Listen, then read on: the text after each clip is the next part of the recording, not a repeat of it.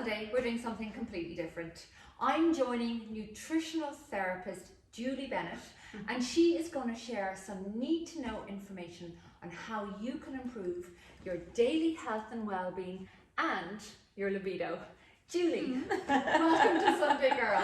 Oh, that was a good introduction, Orla.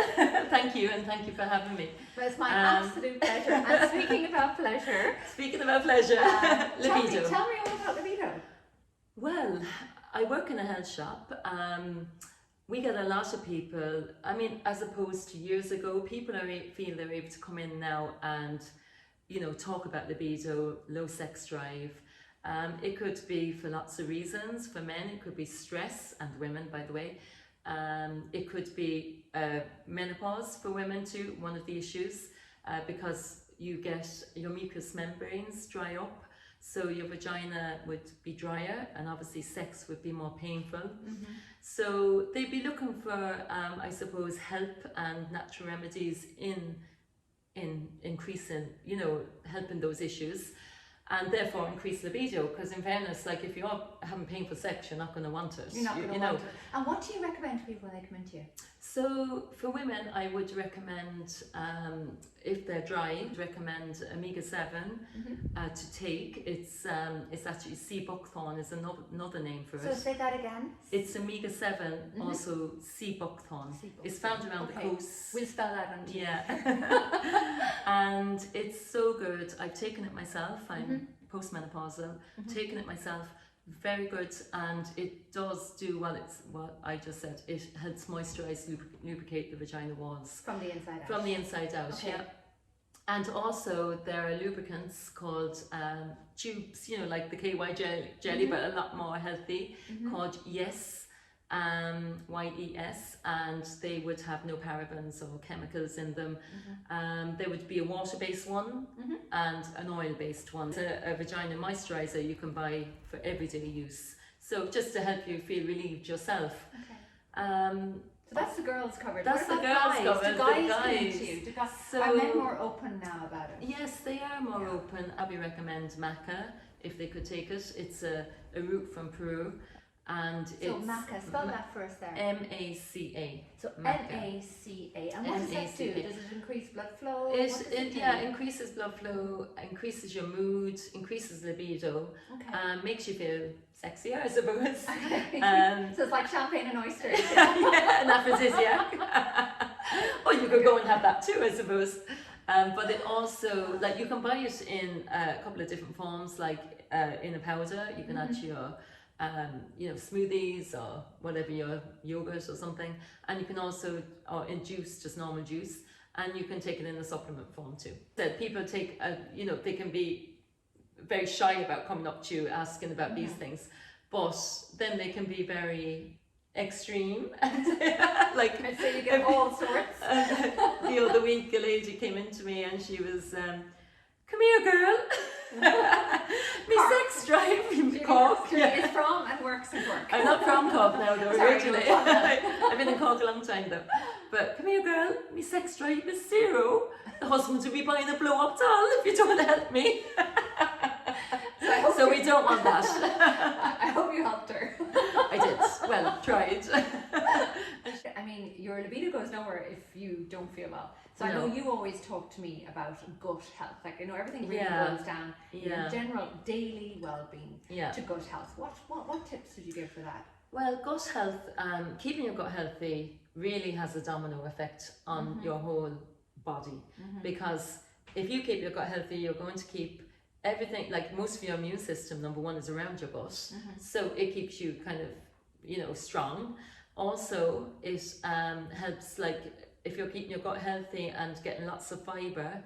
So, you know, the way they say eat a rainbow, well, there's a reason for that. Besides getting all the different vitamins and minerals from all the different colours, you're getting a lot of fibre from all the different types of vegetables. And as we said earlier, of course, processed foods don't contain fibre. No, they don't contain fibre. What the kind of food people tend to eat when they're on the run or under stress, yeah, like sugar, no good for their gut.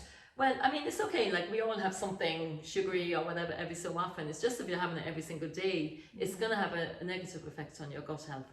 And your what good do you bacteria. recommend Yeah. taking for your gut? So you want to keep your good bacteria high, and you want it to kind of override any bad bacteria, which causes, say, first of all, like eat, like a good diet. Try and get things like sauerkraut in your diet, even put it in your wrap. Yeah, sauerkraut, fermented vegetables, cabbage, kefir, kombucha, flax seeds is very good as a form of fiber as well. So you want fiber because that helps the transition of all the waste go out of your body easier. So there's two different types of fibers, so soluble, insoluble. They both help the transition of your waste, and you need to be going to the toilet every day. If you're going every 2 days or 3 days, you are constipated. I know people come in and say, "Oh no, I'm not constipated, should I go every week?" No, you're constipated.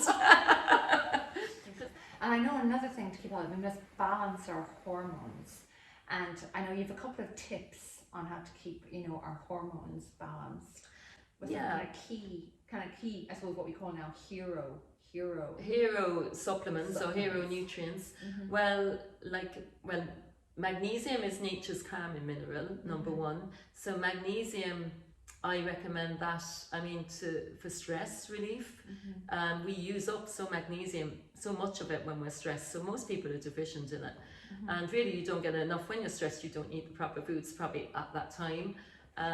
So like taking the supplement of magnesium will actually help your body, help your nervous system, give it a great support, your whole nervous system, help you sleep better, help with cravings, help with energy. And if you get leg cramps, or if you're going to the gym, it helps with your muscles. So, so it's an all-round wonder drug. All around but wonder, not drug. Not drug. No, as well about, I never knew this, essential fatty acids. What are they? So essential fatty acids are your omegas, and they're called essential because we don't make them in our body. We have to get them from our diet.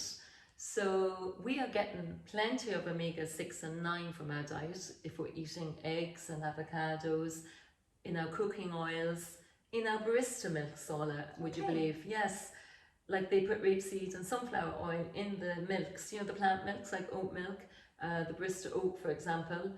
And what that does, it makes it creamier, the coffee, and just doesn't curdle, Okay, I never knew that. Yeah, and people are drinking more of them, and what happens is there is an imbalance then if you're not having enough omega-3, which you only get from mackerel, oily fish like mackerel, salmon, sardines, and then plant-based, it would be like your flaxseed, linseeds, and your walnuts. In nuts, they're probably the most omega-3 in them.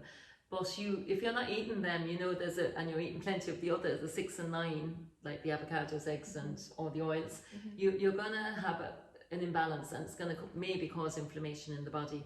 Okay, and inflammation, of course, causes disease. Yeah, is the cause. So, like the ratio of omega-3 to the other omegas should be 1 to 4. I reckon most people are like 1 to 20. They're not getting enough omega-3 at all. So that's very interesting.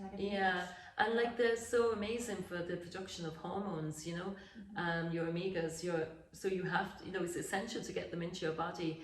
They help produce like testosterone, estrogen, progesterone. So like really for PMT, if you're lacking your omegas, you're going to have worse PMT or perimenopause, and men in general. Men should be taking them as well for their own testosterone, and also for our skin health. Like oil yourself from the inside. Yes, moisturize yourself from the inside out. Yeah, moisturize yourself from the inside out. Very, very important. Very important. And I know that we touched on menopause, and look, I kind of almost think now it's kind of almost a big industry, and that women are being fired, and men are fired out of this as well, where there's been a lot of information thrown at people, some to sell commercial products to them as well. Others, it's great that this conversation is finally out there, and that women now have a choice in how to handle this really important part of their lives. And I know what's great is that you and I have different paths on this journey, and we're both really content that you have not taken HRT. I haven't. I have taken HRT. Now that's, if I had to, I think everyone should go, everyone's individual, so they need to, you know, it depends if you need HRT, that you're not sleeping, you're running a household with like loads of teenagers and you're going to work and you're not sleeping, you're stressed, and or you're, you know, fragile, you know, like as in you're anxious all the time, and like, yeah, go to your doctor. And you know, if HRT helps an awful lot of women, you know, to get the patch or whatever. But personally, now I was okay. I went through it okay. I think maybe my family would tell you different. I knew you fine there that time. You were fine, Julie. I think I was okay. But yeah, I did try go to the natural way, and it has worked for me. I'm postmenopausal now. I see. And as you said to me as well, your bone health is also excellent. Yeah, my bone health. I got a DEXA scan recently, and it was good. But I think that women, even younger women, like our daughter's age, should be preparing themselves for menopause by even, you know, what I'm talking about today, those supplements, keeping that gut healthy, taking, you know, foods with magnesium or a supplement or, and their omegas, because it will help the transition into menopause, you know, as well as everyday life in general. Myself and Julie, we're friends, and this is how this kind of conversation has come up, because you know, I thought I knew a lot about general health. I'm always interested. And I would ask you questions when we're away or having coffee, and you would tell me things that I had literally never heard of. And you told me something about something called K9. What is K9? Oh, so it's D2. Well, we were talking about D3 and K2. So D3. Sorry, K2. I had a beer in my hand. I wasn't really listening. So this is about, you know, bone health, really. So getting enough. Like D3 has been very much in the news the last few years about keeping your immune system healthy and fending off the virus, but we won't mention the words. But anyway, but D3 and K2 are excellent for the uptake of calcium into our bones. So we need to be taking them, women need to take them, because lower estrogen, you know, your bones get brittle, and you know, so the taking enough D3 and K2 helps get enough calcium into your bone, as well as the magnesium I spoke about. If you're on certain medications, you need to ask your doctor, can you take these things? But it's so important, and it's good to maybe have a look at your diet, have a look at what you're eating yourself, even make a couple of changes. Small changes can make a huge impact on your life. Julie, is there any other kind of hero supplements or tips that you have to share with us? B vitamins are a huge thing. You know, your body eats up all your B vitamins when you're stressed too, and they're essential for your nervous system along with your magnesium. So and also hormonal balance. So B6 especially really good for hormonal balance. Vitamin C. Yeah, because that's another water soluble vitamin. People are now putting it on their faces to make their skin more radiant. But obviously, a lot of people used to take it to combat the common cold. Do you know what I've done? I've taken vitamin C capsules, and what I've done is open up the capsule and put it into my moisturiser, twirl it around, and I'm getting some vitamin C in my moisturiser. That explains your radiant skin, guys. As well as taking moisturised from the inside out. And lots of oils. You need a healthy balance. I love my oils. Absolutely a mind operation. You never know everything, Orla. But I try to be practical. And but it's the way you also communicate that information, and it makes it very accessible as well. And that's kind of the key, isn't it? I mean, better health and wellness and libido is very, very accessible to all of us. It's just really about making small changes, maybe building a little bit of awareness. But if somebody wants to kind of talk directly to you, is that possible? Yeah, well, if you just want to, I mean, can I say the health shop name? Like, I work in Here's Health in Douglas Court in Cork. So I only work there a couple of days a week, but they're all very good in there too. But like, if you want to talk to me about anything particular, just pop in there. And listen, on that really positive note, thank you. Thanks. Let's go and have a pint. We're now going to walk down to Shanty and have a pint, which does sit well with everything. Pint again, there's lots of iron in it. Yeah, just the one. And we're actually going to walk. It's practically 10,000 steps around trip to get it. Yeah. So in the rain.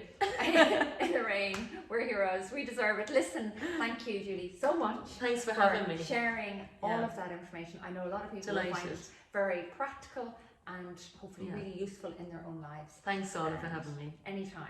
And both of us wish you an amazing weekend.